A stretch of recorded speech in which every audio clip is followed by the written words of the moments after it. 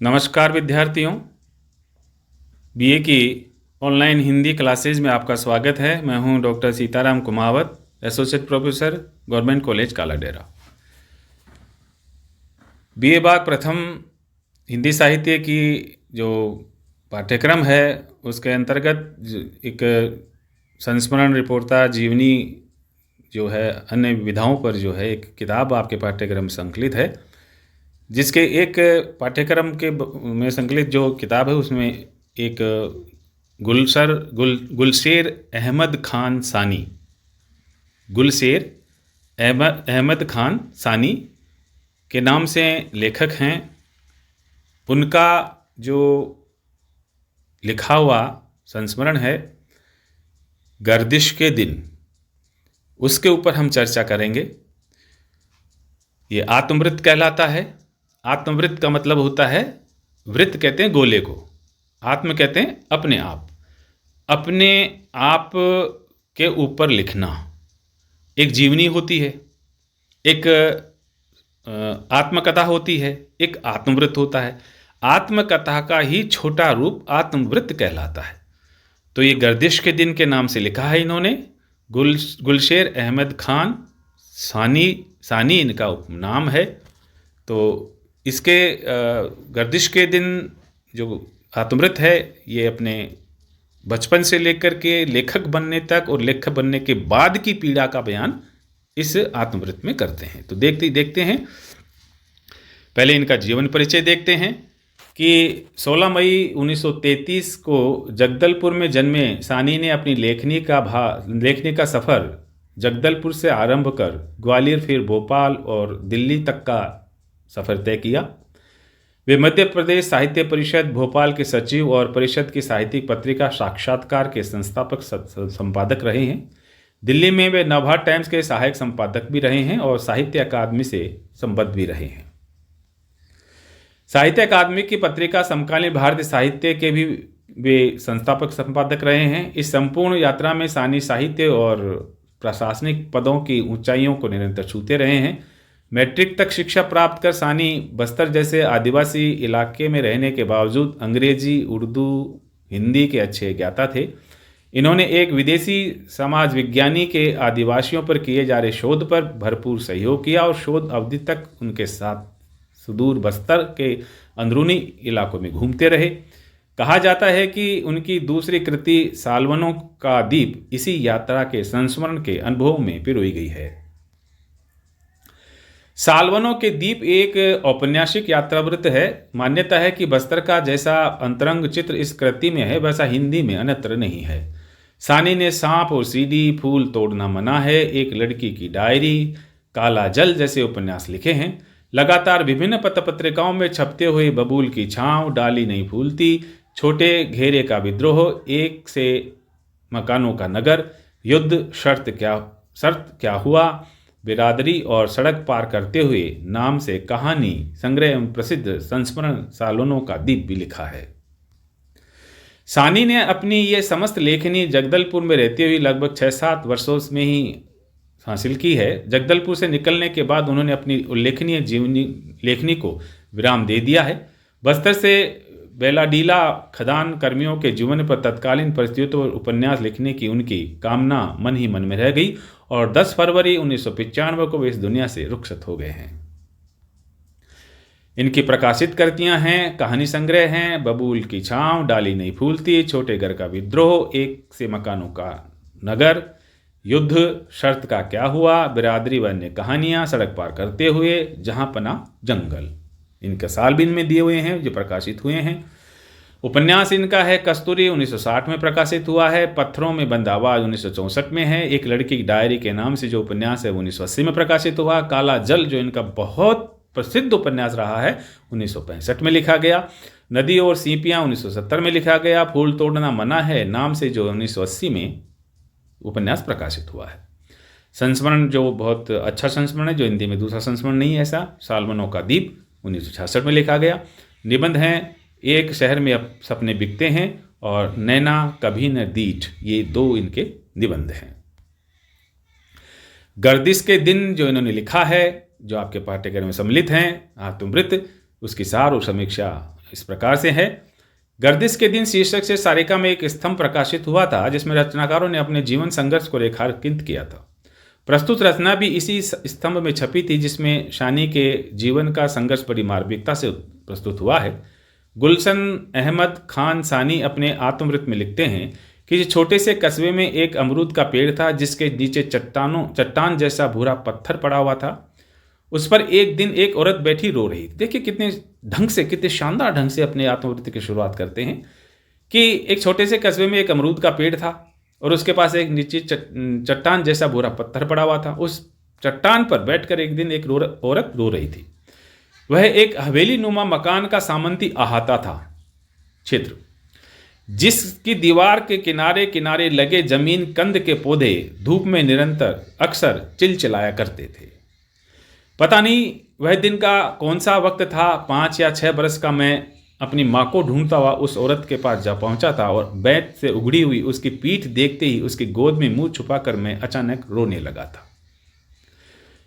ये जो चट्टान पर बैठी है ये इसकी माँ है और जिसकी पीठ बैंत से उधड़ी हुई है, यानी पीटी हुई है। न तो मैंने कुछ कहा और ना उसने कुछ बताया, लेकिन फिर भी मेरी आंखों के आगे अपने अब्बा का रोबीला और गुस्सैल चेहरा उभर आया था। मैं अब्बा से बहुत डरता था, वह औरत भी डरती थी, लिहाजा हम दोनों एक दूसरे से चिपट कर खूब रोए, देर तक रोते रहे। वह औरत मेरी माँ थी। हैसियतदार और रियासती पठान अमीर की छोटी बहू और अब्बा के हरम की दूसरी बेगम। हरम कहते हैं जनाना खाना, यानी जहाँ पर मुग़ल बादशाहों की जो है जो दासियाँ हैं, रानियाँ हैं, वो रहती थी। कई रानियाँ होती थी तो उनको हरम कहते हैं। एक ऐसी ही शेख शरीके हयात जिसे बहुत जल्द उस हरम के बाहर होना था। कई साल बाद जब वह मरी तो बिल्कुल अकेली थी। हम में से किसी ने उसका मुंह नहीं देखा। ये अपने जब 5-6 वर्ष के थे तब का इनका जो है एक वाकया है जो आपको बताया गया है। सालवनों से घिरी संखिनी नाम की एक शोक नदी के किनारे बसी वह छोटी सी तहसील एक तरह से गांव थी। सरकारी अफसरों और मातहतों का गांव अंधेरा होते ही वहां रात हो जाती थी और आसपास का सारा वीरान जंगल काली पहाड़ियों और ताड़ के ऊंचे ऊंचे पेड़ों में घुलकर ऐन हमारे क्वार्टर की छत पर झुक जाता था। हर रात बेहद लंबी और जितनी लंबी होती उतनी ही सूनी भी होती। वह अजीब वीरानगी थी जो ताड़ के पत्तों के शोर, चट्टानों पर से संखनी नदी की अनवरत पछाड़ खाती आवाज़ और रेतीले कगार के टूटते छपाकों के घटने से बजाय बढ़ती और दहशत पैदा करती थी। मैं 10 साल का रहा था। आबाई मकान और पुश्तैनी कस्बा हम पीछे छोड़ आए थे और पिछली अमीरी रियासत भूलने की कोशिश कर रहे थे। जिन अदालतों में हमारे दादा जान मुख्तियार की तरह आ जाते थे वहाँ अब्बा एक मामूली पेशकार होकर काम कर रहे थे, एक मामूली कर्मचारी के नाते काम कर रहे थे। पहले जमींदार हुआ करते थे, अब ऐसी माली हालत हो गई थी हमारी। सरकारी और किराए के घर में शरीफ बीबी के बदले एक हसीन औरत आकर बैठी थी। अब्बा की वह दास्तां जिसके लिए खान घराने की छोटी बहू या मेरी माँ कभी की बाहर हो चुकी थी। यानी पहली जो बेगम थी उसको तो उन्होंने घर के बाहर निकाल दिया और दूसरी औरत ले आए थे इनके पिताजी। हम लोगों के लिए जैसे मरखप गई थी वह हसीना हमारे घर पर कोई 3 बरस रही। 3 बरस तक हमारा घर समाज से यूं कटा रहा जैसे हम बिरादरी के बाहर हो। उन 3 वर्षों में न तो हमारे यहाँ कोई आता था न हम कहीं जाते थे। यही नहीं, उस घर में जैसे 2 दुनिया थी, एक अब्बा की और एक हमारी। दरअसल बड़ी अप्पा, मैं और छोटी बहन, हम तीनों बच्चों का एक सहमा हुआ यातना में संसार हुआ करता था जिसमें हमारे अब्बा कभी नहीं आते थे और कभी आते भी थे तो सिर्फ दहलीज तक। आपा मुझसे कोई 4 वर्ष बड़ी थी। हर लम्हा खामोश और कुछ सोचती हुई, असल में सोचती कम, नफरत और गुस्से से खोलती ज़्यादा थी। एक दिन की बात है, हाई स्कूल के कुछ अफसर स्कूल का निरीक्षण करने के लिए आए थे। वे हर लड़के से उसका नाम, पिता का नाम और महत्वाकांक्षा के बारे में पूछ रहे थे।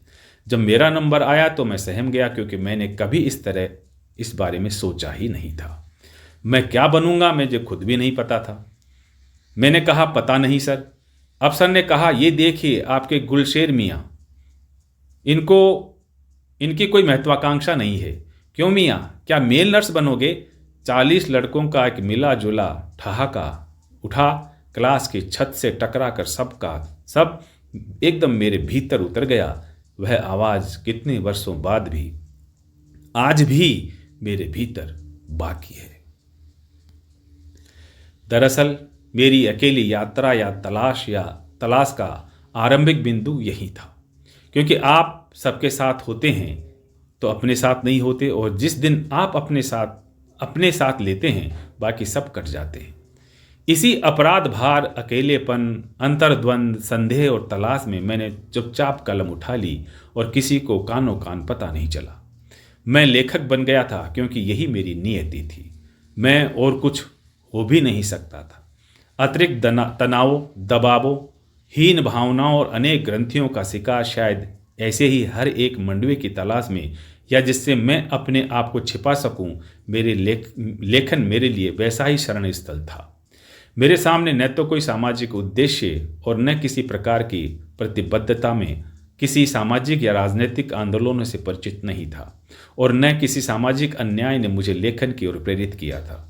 लिखना मेरे लिए नितांत व्यक्तिगत, निजी और गोपनीय यंत्रणाओं से मुक्ति और कुछ तंग करने वाले प्रश्नों से जूझने का माध्यम था, और आज भी है। यानी मैं लेखक बना हूं, वो मेरे लिए कोई वो आश्चर्य की बात नहीं थी। मेरी नियति थी, मेरी प्रकृति थी, क्योंकि जिन अन्यायों को, जिन यंत्रणाओं को मैं भुगत रहा था, जिन हीन ग्रंथियों में ग्रस्त था, उनसे मुक्ति पाना चाहता था, इसलिए मुझे लेखक बनना पड़ा। मेरी रचनाएं इलाहाबाद और बनारस की कुछ प्रतिष्ठित पत्रिकाओं में छपने लगी। मुझे प्रशंसा मिली, पत्र आने लगे और मुझे हल्के से अपनी विशिष्टता का एहसास होने लगा था। मैं गुमनामी की जिंदगी से बाहर आ रहा था। तभी नीलाम प्रकाशन से मेरा पहला कहानी संग्रह बबूल की छांव छपकर आया और सहसा मैं साहिब किताब बन गया। आज मैं सोचता हूं तो लगता है कि जिन अस्क जी के संसर्ग में मैंने जिंदगी की सुखद और सौभाग्यपूर्ण घटना समझ रहा था, वह मेरी साहित्यिक जिंदगी की सबसे बड़ी भूल थी, और इस भूल का खामियाजा मुझे बहुत दिनों तक अदा करना पड़ा। अस्क जी की तकलीफ यह है कि दुनिया उनके इर्द गिर्द क्यों नहीं घूमती, और मेरी तकलीफ यह है कि अपने लेखकीय संघर्ष का मासूम और आरंभिक समय अस्क जी से संबद्ध करके मैंने साहित्यिक जगत में अपनी वह तस्वीर रखी जो बिल्कुल मैं नहीं हूं, और जिसे मिटाने में मुझे बरसों लग गए। कहीं कोई एक स्पष्ट कारण नहीं होता, लेकिन कुछ यादों के साथ ही भीतर कहीं अचानक रक्तपात होता है। बहुत याद आती है कुछ चीजें, घटनाएं हमको। ग्वालियर की याद मेरे लिए ऐसी ही है। यूं मैंने जगदलपुर से ग्वालियर जाने का स्वागत किया था। वह एक सरकारी पत्र के 6 संपादकों का कक्ष था और मेरी तीसरी नौकरी थी। मैं अपने और अपने परिवार के लिए मकान की तलाश में था। मैंने दफ्तर के साथियों से मकान की चर्चा की तो कहा मिल जाएगा। वे तसल्ली देते हुए बोले जल्द दिला दूंगा। मैंने कहा शुक्रिया, लेकिन सुनिए, एक बात याद रखेंगे, मकान जहां तक हो सके मुस्लिम मोहल्ले में ना हो तो बेहतर होगा। ये मैंने कहा उनसे। मैं मुस्लिम होते हुए भी मुस्लिम मोहल्ले में नहीं रहना चाहता था। मुस्लिम मोहल्ले में मकान नहीं लेने की बात मैंने इसलिए कही थी कि मैं घोर धार्मिक वातावरण और कट्टरपंथी माहौल से दूर रहना चाहता था। आप बिल्कुल मत डरिए, यहाँ साले मियाँ लोगों को इतना मारा कि उनकी आंख उठाने की हिम्मत नहीं रही। ये क्यों कह रहे हैं? क्योंकि सानी के नाम से गुलशेर नाम था इनका। अहमद नहीं लगाते थे, गुलशेर सानी लिखते थे, तो गुलशेर के नाम से इनको लगा कि पठान है। तो इनके सामने कह दिया कि मियाँ को बहुत मारा, जबकि ये खुद ये मुसलमान थे। चाहे इसकी और जैसी 2-3 घटनाओं की प्रतिक्रिया हो या संयोग, मकान आखिर मिला तो एक घोर मुस्लिम मोहल्ले में, और मैंने कोई आपत्ति नहीं की। नए घर में तीसरी या चौथी बार जब बाहर का दरवाजा खोला तो मैंने देखा कि चौखट के पास गाय का गोश्त और कुछ हड्डियां फैलाई गई है। ये सिर्फ शरारत नहीं थी, मोहल्ले के उत्साही लड़कों के द्वारा विरोध और गुस्से का प्रदर्शन था कि मैं मकान छोड़कर भाग जाऊं। विरोध इस बात का कि मकान मालिक ने मोहल्लेदारी की परंपरा उसूल के खिलाफ साहनी साहब नामक के किसी पंजाबी को मकान क्यों दे रखा है। खासकर इसलिए भी कि एक मस्जिद का जीना इसी काफिर की दहलीज से होकर जाता था। वह खाना खुदा की तौहीन थी। अब देखिए, मैं खुद मुसलमान था, लेकिन मेरे नाम के आगे जब गुलशेर सानी लिखा गया तो जो मोहल्ले के जो बदमाश लड़के थे उन्होंने मेरे दरवाजे के सामने गाय का गोश्त रख दिया और मुझे छोड़कर भाग जाने के लिए जो है मजबूर करने लगे, क्योंकि वो ये नहीं जानते थे कि मैं मुसलमान हूं और मुसलमान होकर मुसलमानों के ही मोहल्ले में रह रहा हूं। वो समझते थे कि मैं जो है कोई पठान हूं, कोई सिख हूं, जो इस मोहल्ले में जो मकान मालिक है उसने किराए पे दे रखा है। तो ऐसी देखिए भूल भी होती हैं, किस तरह से जो है धर्म के आधार पर जो है पीड़ाएं और यातनाएं भोगी जाती हैं, ये सानी साहब बता रहे हैं। ग्वालियर आने से पहले मैंने कभी नहीं सोचा था कि पढ़े लिखों में भी आदमी की जो कमियां है वो वल्दियत, जात और क्षेत्र को देखा या पूछा जाता है। यानी पढ़े लिखे लोगों में भी जो है जातियाँ पूछी जाती है, वल्दियत यानी उसका वंश पूछा जाता है, जात पूछी जाती है, क्षेत्र देखा जाता है, और कई बार आदमी और उसके साहित्य का मूल्यांकन इन्हीं चश्मों से किया जाता है। यानी आदमी का ही नहीं, आदमी का लिखा हुआ जो साहित्य उसका भी जो है उसी दृष्टिकोण से जो उसका मूल्यांकन किया जाता है। और इसका उदाहरण देते हैं उपेंद्र नाथ अश्क के द्वारा। जब वो उनसे बातचीत होती है और पता लगता है कि उनको बहुत दिनों बाद ये पता चला कि ये मुसलमान है। साहित्य संबंधी उदाहरण मेरी कहानी एक कमरे के घर, जिस पर कुछ दिनों तक सांप्रदायिक होने का विवाद चला था और सबसे ज़्यादा बवेला मचाया था अश्क जी ने जैसे लेखकों ने। तब मुझे आश्चर्य हुआ था और तकलीफ भी। अब कुछ नहीं होता याद आती है इलाहाबाद की दूसरी यात्रा में, जब अश्क जी ने कहा था, यार तुम बड़े तेज निकले, इतने दिनों में तुमने ये भी नहीं मालूम होने दिया कि तुम्हारा असली नाम क्या है। मैंने तो तुम्हें हिंदू समझा था, मुसलमान नहीं, हिंदू समझा था।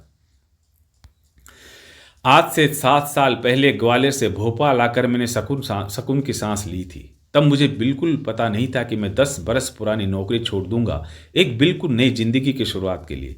और नए साल भर पहले वापस भोपाल लौटते मुझे पता था कि संघर्षों की ये राह बिल्कुल नई शुरुआत है। मैंने स्वतंत्र लेखक की तरह जीना चाहा था और वो मुझसे नहीं चला।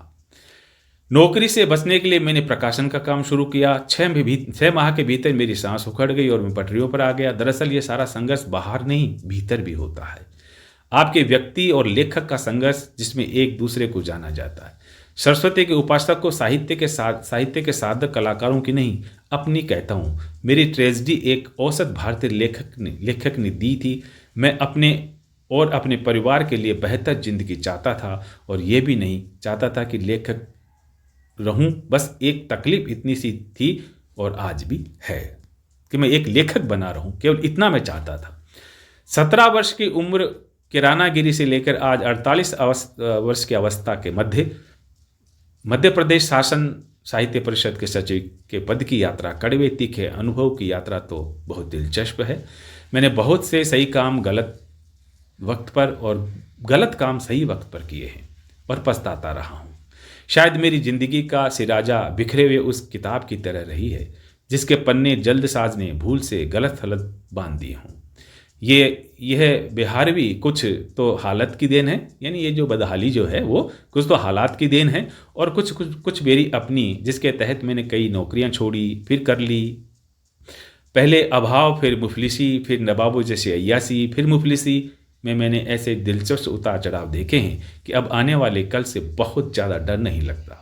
गर्दिश कुछ तो हालात के होते हैं और कुछ अपने पैदा किए होते हैं। मेरी ज़्यादातर गर्दिश अपनी ही पैदावार थी, क्योंकि मेरा दोष सिर्फ ये है कि मैं लेखक था और लेखक ही बना रहना चाहता हूँ। ये मेरी भूल है, ये मेरी गर्दिश है। गर्दिश कहते हैं दुख के दिनों को। तो ये दुख के दिन थे जिनका वर्णन इन्होंने किया है। तो आपने देखा किस तरह से एक लेखक को कितनी पीड़ाएं सहन करनी पड़ती है, कैसे एक गांव से उठ कर के आने वाला लेखक कितना संघर्ष करता है, और फिर उसके साहित्य का मूल्यांकन किस दृष्टि से किया जाता है। जाति पाति से उसका जो है मूल्यांकन होता है, और कई प्रकार के जो है कष्ट सहन करने पड़ते हैं अपना मुकाम बनाने के लिए। तो अपने जो गर्दिश के दिन हैं, जो दुख के दिन हैं, संघर्ष के दिन हैं, उसका जो है यहाँ आत्मवृत्त के जरिए इन्होंने वर्णन किया है, जो बहुत ही संवेदनापूर्ण है, प्रभावशाली है और मन को छूने वाला है। आज इतना ही, धन्यवाद। अगले वीडियो में फिर मिलेंगे। नमस्ते।